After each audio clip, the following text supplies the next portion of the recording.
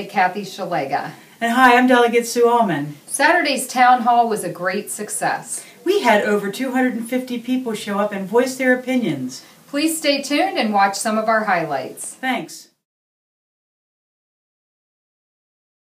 That brought most of us here today are these black rifles.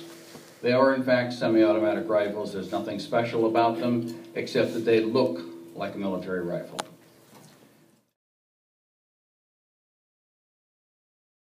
Now I'd like to turn it over to Congressman Andy Harris, who will give us an update from the federal level. Hi, thank you very much, and thank you everybody for being here and being interested, because the Second Amendment right is an important right that shall not be infringed. There are 5 bills pinging around the Senate. There's nothing really that's going to ever originate in the House, or as I'll get to in a little while, probably even end up on the floor of the House. The 5 are: one is a school safety bill that just sends a little more, probably a little more money to programs that help schools keep their environment safe.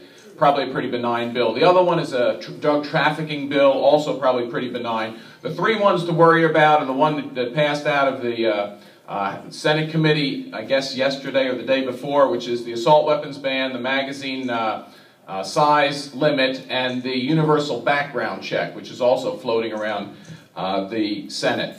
Of those 3, the magazine limitation and the assault weapons ban is just not going to make it. Harry Reid opposes an assault weapons ban, okay? That's how ridiculous assault weapons bans are. And I didn't even know that until I read it yesterday. Harry Reid and Mr. Leahy from Vermont.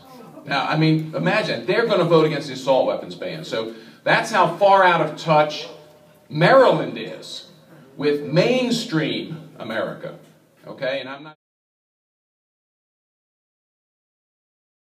not a criminal, and I'm sick to death of being treated like a second-rate citizen in this country and in this state.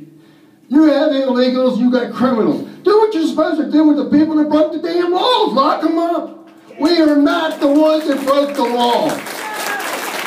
Thank you. I've owned guns and been a gun owner since I was a little bitty shaver. I served in the military. I was a hospital corpsman with the Marine Corps in Vietnam. I have chronic PTSD, and I assure you I am not coming out there going to kill you. And if our legislators tell me I am crazy, we will move out of the state.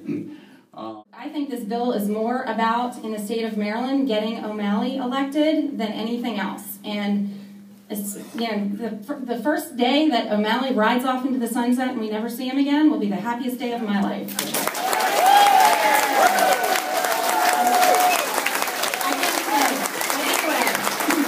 I have lived in Maryland my entire life, 43 years.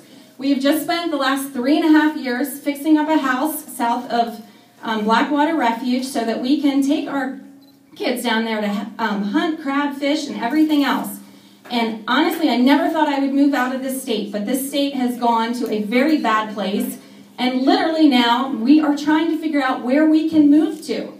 I used to like to hang the Maryland flag, and sadly, I'm not hanging it anymore. And that is very disturbing. And my name is John Burgess. I'm from Lutherville, Maryland.